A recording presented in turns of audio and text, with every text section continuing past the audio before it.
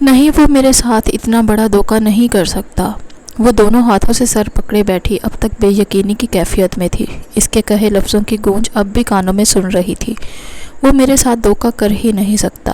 آخر میں وہ جو اس وقت سے ایک ہی جگہ پر ساکت بیٹھی تھی، تڑپ کر اٹھی، خود کو یقین دلاتے ہوئے بے ساختہ زبان لڑکھڑائی، اور وہ بے دم سی واپس اپنی جگہ پر بیٹھ گئی۔ لیکن ایک وہی تو ہے جو میرے ساتھ دھوکہ کر سکتا ہے۔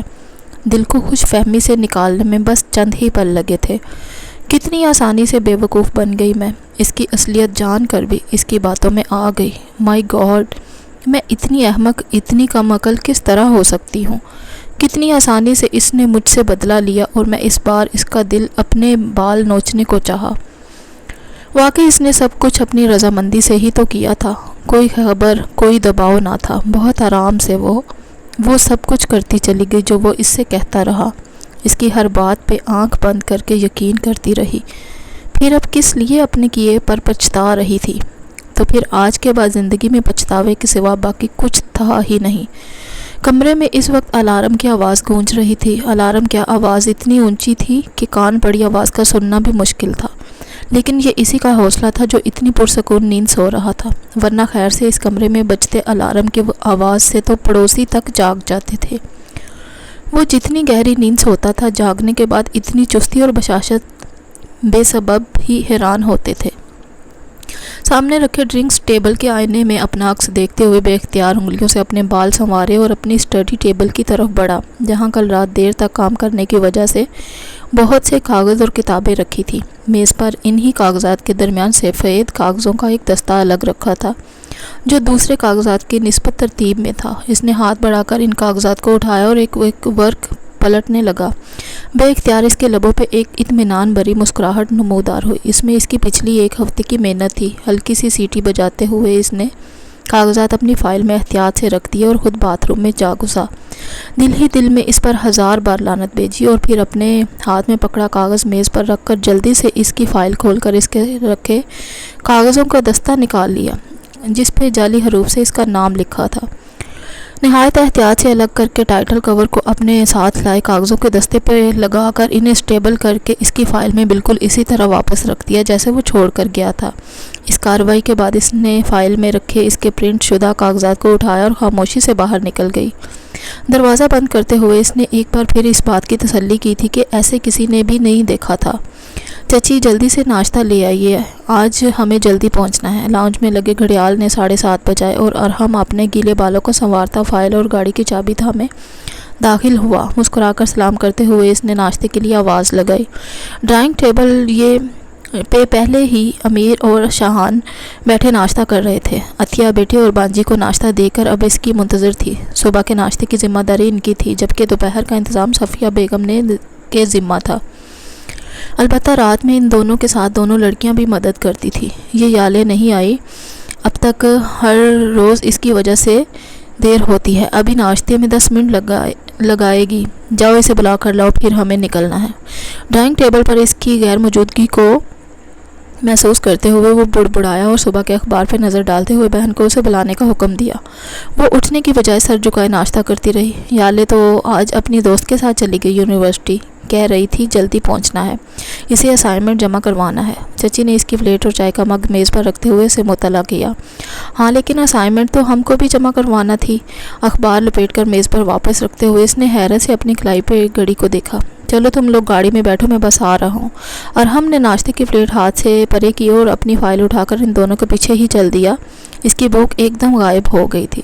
یاور علی خان صاحب نے دونوں بیٹوں کی تربیت اس نہج پر کی تھی کہ دونوں کے درمیان محبت اور خلوص شامل تھے۔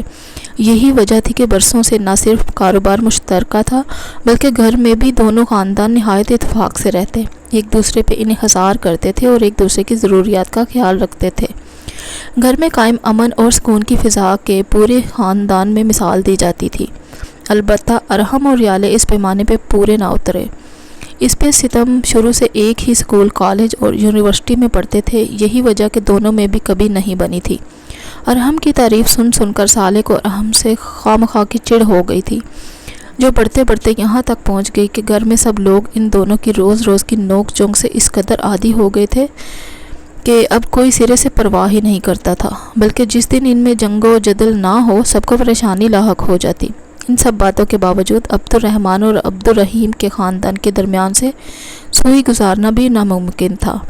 یونیورسٹی پہنچ کر یالے نے سب سے پہلے وہ کام کیا جس کے لیے وہ آج اتنی صبح خوار ہونے یونیورسٹی آئی تھی، یعنی اسائنمنٹ جمع کروانا۔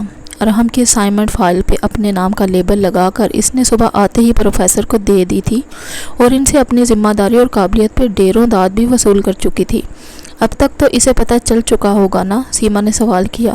پتہ چل جاتا تو اس کی کال آ جاتی، ابھی تک رابطہ نہ کرنے کا مطلب ہے کہ اس کو فائل چیک نہیں کی۔ وہ ارحم سے بخوبی واقف تھی، اسے معلوم تھا کہ ارحم کبھی اپنے لکھے کو دوبارہ چیک نہیں کرتا، کیونکہ وہ اسے کامل بنانے میں اتنی تحقیق کرتا کہ تکمیل کے بعد کسی غلطی کی گنجائش باقی نہیں رہتی۔ ویسے تم نے بیچارے کے ساتھ اچھا نہیں کیا۔ مانور کو بہرحال اس کی حرکت اچھی نہیں لگی۔ وہ اس کا بھی ہم جماعت تھا اور اکثر پڑھائی کے سلسلے میں اس کی مدد کرتا رہتا تھا۔ یالے کی دوست ہونے کے باوجود مانور کی ہمدردیاں ارحم کے ساتھ تھی۔ یالے کا بدلہ مائی ڈیئر، اس نے جو میرے ساتھ کیا میں نے وہ اس کے ساتھ کر دیا، اس کی وجہ سے میرا اتنا ٹائم ضائع ہوا۔ اپنی مسکراہٹ سمیٹتے ہوئے اس نے جواب دیا، یالے تمہارے پاس کافی وقت تھا اسائنمنٹ مکمل کرنے کے لیے، تم چاہتی تو تسلی سے اپنا کام مکمل کر سکتی۔ پچھلے ہفتے وہ یونیورسٹی اپنی بیماری کی وجہ سے نہیں آ سکتی اور اسی دوران پروفیسر نے ان کے فائل اسائنمنٹ سیمسٹر کا جمع کرنے کا اعلان کر دیا تھا۔ ارحم نے اسے موضوع ہی غلط بتایا اور یالے اسی موضوع پر گھر بیٹھی کام کرتی رہی۔ وہ تو فقط 2 دن پہلے یونیورسٹی آنے کے بعد اس کو حقیقت کا معلوم ہوا۔ ارحم بخوبی جانتا تھا کہ یالے گاہے بے گاہے اس کے کمرے کی تلاشی لیتی ہے، اس لیے وہ چیزیں جنہیں یالے سے چھپانا مقصود ہوتا انہیں ہمیشہ تالے میں ہی رکھتا، جیسے اس کی ڈائری جسے وہ باقاعدگی سے لکھنے کا عادی تھا۔ لیکن ارحم کی احتیاط کے سبب آج تک وہ اس کے ہاتھ نہ لگ سکی۔ ارحم کے تو وہم و گمان میں نہ تھا کہ اس کے ساتھ یہ ہونے والا ہے، اس لیے جب پروفیسر نے اسے کلاس سے پہلے آفس میں آنے کو کہا تو وہ احساس تفاخر سے ان کے پاس پہنچا۔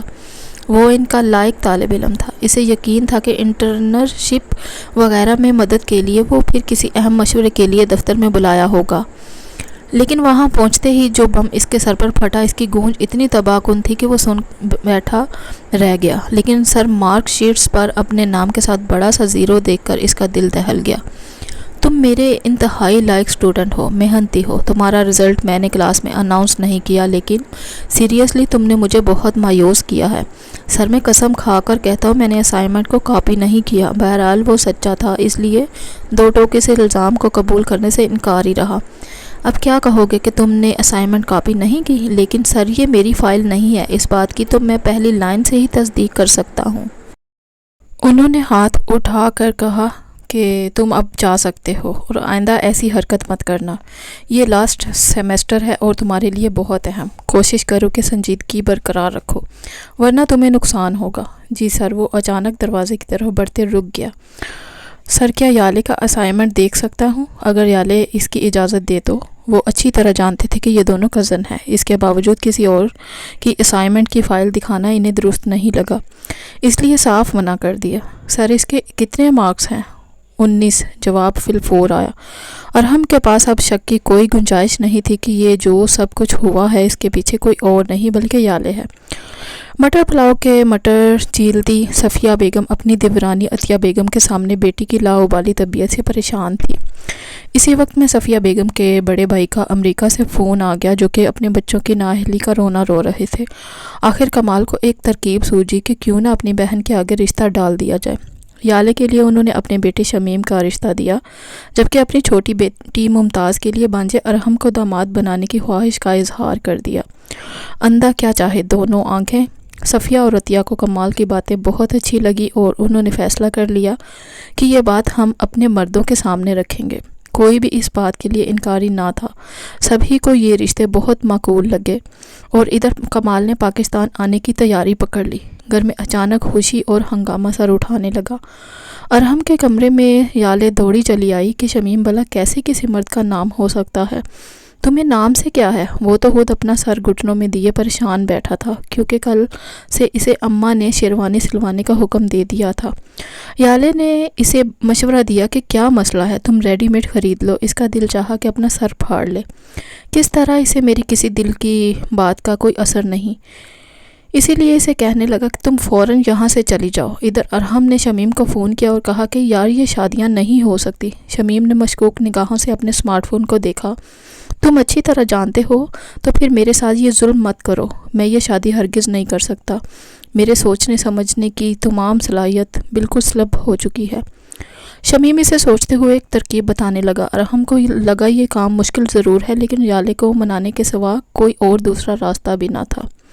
ارحم کی بات سن کر وہ سیخ پا ہو گئی۔ تمہارا دماغ ٹھیک ہے، لیکن اگر تم شمیم سے جان چھڑانی ہے تو پھر یہ تمہیں کرنا پڑے گا۔ ارحم نے اسے یہ نہیں بتایا کہ شمیم بھی اس سے شادی نہیں کرنا چاہتا، کیونکہ یہ مشورہ بھی اسے شمیم نے دیا تھا۔ لیکن اب مانور کا کیا ہوگا؟ یالے کو تشویش ہوئی، لیکن وہ صبر و برداشت کا مظاہرہ کرتے ہوئے اپنے غصے پر قابو پاتا رہا۔ اس کی تم فکر نہ کرو، ضروری یہ ہے کہ ہمارے گھر میں سب کو بتائیں کہ ہم دونوں ایک دوسرے سے شدید محبت کرتے ہیں اور شادی کرنا چاہتے ہیں، تبھی ہم اس مصیبت سے بچ سکتے ہیں۔ حسب عادت یالے چپ نہ رہ سکی اور بولی، محبت اور تم سے؟ مجھے تو سوچ کر وحشت ہو رہی ہے، لیکن اس کے سوا اور کوئی آپشن نہیں۔ گھر میں جس نے سنا وہ یہ سن کر حیران رہ گیا کہ ہر وقت کی گولہ بارود کرنے والی فوجیں آج ایک دوسرے سے شادی کرنے کے لیے کیسے تیار ہیں، جس پر عطیہ اور صفیہ بیگم کو تو دل سے اطمینان ہو گیا کہ دونوں بچے گھر پر ہی رہیں گے۔ گھر میں نکاح کی تیاریاں شروع ہو گئیں۔ یالے نے جا کر ارحم کے کمرے میں دھاوا بول دیا کہ تم کوئی اور طریقہ اپنا لیتے، لیکن کم از کم نکات اور رکواتے۔ اس پر وہ فوراً بولا کہ اگر تمہیں شمیم سے شادی کرنی تھی تو ٹھیک ہے، میرے پاس اس کے سوا اور ایک آپشن نہ تھا کہ ہم دونوں ایک دوسرے کو پسند کرتے ہیں، لیکن تم فکر مت کرو، ہم دونوں کی مرضی کے بغیر رخصتی تو کوئی بھی نہیں کروا سکتا، اس لیے بے فکر رہو، اس سے پہلے یہ معاملہ ختم ہو جائے گا۔ گھر میں نکاح کی تیاریاں عروج پر تھیں۔ یالے کی مرضی نہ ہونے کے باوجود تائی جی کی خواہش پر اسے سرخ رنگ کا غرارہ پہننا پڑا۔ ارحم کو مدد کے لیے پکارتی رہی، لیکن وہ کسی پروجیکٹ کا بہانہ بنائے منظر سے بالکل غائب ہو گیا۔ مجبوراً اسے ہتھیار ڈالنے پڑے، لیکن جب نکاح کے وقت دوستوں کے ہمراہ بڑے ٹھاٹھ سے ڈیزائنر شیروانی پہنے ارحم ہوٹل پہنچا تو دل اس کی جان لینے کو چاہا، کیونکہ اس کے انداز سے ایسا نہیں لگ رہا تھا کہ یہ ڈرامہ ہے اور یہ مجبوری کا نکاح ہے۔ دل چاہا سب کے سامنے پول کھول دے، لیکن نہ تو موقع تھا اور نہ ہی دستور، بلکہ صبر کی گھونٹ پینے کے علاوہ وہ کچھ کر نہ سکی، اور آنسو بہاتے اس نے نکاح نامے پر دستخط کر دیے۔ نکاح کے بعد وہ ابھی برائڈل روم میں ہی بیٹھی تھی کہ ارحم کی بہن دوڑتی ہوئی آئی اور ایک بم پھوڑ دیا۔ ارحم بھائی اور ان کے دوست رخصتی کی بات کر رہے ہیں۔ وہ ایک دم سے اپنی جگہ سے کھڑی ہوئی اور اسے یقین ہوا کہ اس کے ساتھ کوئی بہت بڑی سازش ہو گئی ہے جس کی اسے خبر نہیں۔ بس اب آپ اپنے گھر نہیں بلکہ ہمارے پورشن میں آئیں گی۔ آخر یہ سب کیا ہے؟ اس کے ساتھ اتنا بڑا دھوکہ ارحم کیسے کر سکتا ہے؟ گھر میں کسی کے پاس اس کا احتجاج سننے کے لیے وقت نہ تھا۔ اسے خوبصورتی سے سجی اسٹیج پر بٹھا دیا گیا۔ ارحم اس کے ساتھ بیٹھا نہایت خوش اور مطمئن دکھائی دے رہا تھا، اور وہ بے بسی کی تصویر بنی تھی۔ واپسی پر اسے جب ارحم کے کمرے میں پہنچایا گیا تو خوبصورت پھولوں سے پورا کمرہ سجا ہوا تھا، جسے دیکھ کر وہ سمجھ گئی کہ یہ سب کچھ پہلے سے ارحم کے پلان میں شامل تھا۔ جیسے ہی ارحم کمرے میں داخل ہوا اس نے اسے جھنجھوڑ کر رکھ دیا۔ تم نے میرے ساتھ یہ سب کیوں کیا؟ پہلے نکاح اور اچانک رخصتی، تم نے کہا تھا کہ تم نکاح ختم کر دو گے۔ اس نے اپنی تشویش کو سوالات کی صورت میں ڈال دیا، جس پر وہ پیار سے کہنے لگا کہ جھوٹ بولا تھا، لیکن مجھے پتا تھا کہ تم میری بات کا یقین نہیں کرو گی۔ جھوٹ؟ کیا مطلب ارحم؟ یہ سب تم نے مجھ سے اسائنمنٹ کا بدلہ لیا ہے؟ جس پر وہ سر پکڑ کر بیٹھ گیا کہ یار اسائنمنٹ کی بات درمیان میں کہاں سے آ گئی؟ لیکن یالے کو یقین نہ آ رہا تھا کہ اس بدترین انتقام کو لینے کے پیچھے اس نے اس کی زندگی کا تماشا بنا دیا اور اس کے اعتبار کا خون کیا۔ میں تمہیں کبھی معاف نہیں کروں گی۔ جس پر ارحم بولا کہ تم ایک انتہائی احمق اور جذباتی لڑکی ہو، یہی وجہ ہے کہ کبھی سوچ سمجھ کر بات کیا کرو۔ لیکن یالے کہاں اس کی باتوں میں آنے والی تھی۔ بولی کہ تم کسی دھوکے میں مت رہنا، میں اتنی آسانی سے خاموش نہیں ہوں گی۔ تم مجھے گھر میں قید کر کے خود مانور کے ساتھ عشق لڑاؤ گے؟ میں ابھی گھر والوں کو جا کر تمہاری حقیقت بتا دوں گی۔ ارحم نے اسے کھینچ کر واپس بٹھایا کہ تم نہیں ایسا کر سکتی۔ تمہارے اور میرے درمیان مانور کہاں سے گھوم کر آ جاتی ہے؟ تم مانور سے محبت کرتے ہو، اور وہ محبت نامے جو تم چھپا کر ڈائری میں لکھا کرتے تھے وہ مسلسل اب رو رہی تھی۔ میں نے یہ تم سے کہا تھا یالے، میں نے آج تک مانور یا کسی بھی لڑکی سے محبت کی حامی نہیں بھری۔ ارحم مجبور ہو کر اسے وہ ڈائری دکھانے کے لیے اٹھا جس میں اس نے آج تک اپنی محبت کو قید رکھا تھا، اور وہ واحد اس بات کا گواہ شمیم تھا۔ وہ آج تک یہ نہ سمجھ سکی تھی کہ شمیم اس رشتے پر اتنا خوش کیوں ہے، لیکن اسے یہ یقین نہ آیا کہ وہ نام کسی اور کا نہیں، ڈائری میں اس کا درج تھا۔ وہ کہنے لگی، آج تک آپ نے مجھ سے یہ بات چھپائی، ہمیشہ مجھے تنگ کیا کرتے تھے۔ جس پر ارحم نے جواب دیا کہ میں اس وقت تمہیں معصومیت اور محبت سے دیکھا کرتا تھا، جب تم میری باتوں پر چڑھتی تھی اور بھاگ بھاگ کر میری شکایتیں تایا ابا کے پاس لگاتی تھی، اور مجھے تمہاری معصومیت پر پیار آتا تھا۔ اور وہ شرارتی نظروں سے یالے کو دیکھنے لگا۔ او میرے اللہ، کیا ہو جاتا اگر تم یہ سب سیدھے راستے سے کر لیتے، اگر غصے اور فرسٹریشن میں آ کر میں کچھ الٹا سیدھا کر لیتی۔ محبت اور دل کا حال اس لیے نہیں بتایا کہ تم پتہ نہیں یقین کرتی یا نہ، اور ڈرامہ رچانے سے پہلے میں بڑے ابا کو سب کچھ بتا چکا تھا، اور ان سے کچھ بھی چھپا نہیں۔ انکشاف پر انکشاف ہو رہے تھے، یعنی اس نکاح اور رخصتی والے کھیل میں بڑے ابا تمہارے ساتھ شامل ہیں؟ جی ہاں، ارحم نے سر ہلا کر جواب دیا۔ قسم سے دل تو کر رہا ہے کہ تمہارا سر پھاڑ ڈالوں، لیکن ارحم نے ہاتھ بڑھا کر الارم کلاک یالے سے لے لیا اور خوبصورتی سی انگوٹھی اپنی جیب سے نکال کر اس کی انگوٹھی پر رکھی۔ سچ تو یہ ہے یالے کی محبت نہیں، بندے کو عشق ہے تم سے، اور اس عشق نے مجنوں فرحات سب کو ہی پیچھے چھوڑ ڈالا ہے۔ اب چاہے سر پھوٹے یا ماتھا، ہم نے تو ہاں کر دی ہے۔